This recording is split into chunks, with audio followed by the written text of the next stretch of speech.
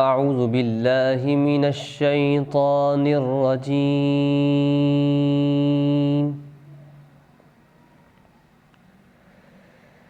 بسم الله الرحمن الرحيم.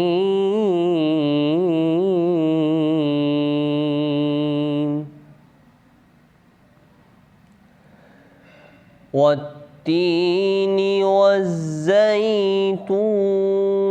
وطور سينين وهذا البلد الأمين.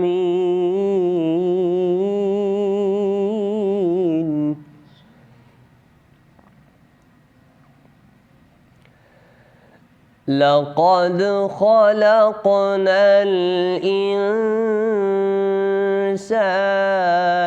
في أحسن تقويم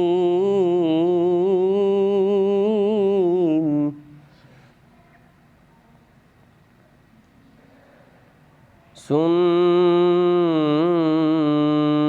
رددناه أسفل سافلين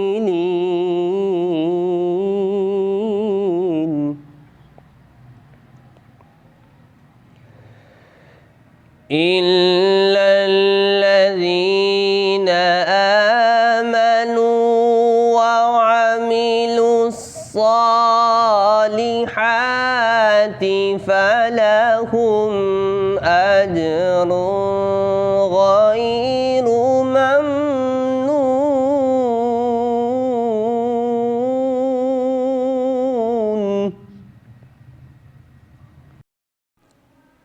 فما يكذبك بعد بالدين؟ أليس الله بأحكم الحاكمين؟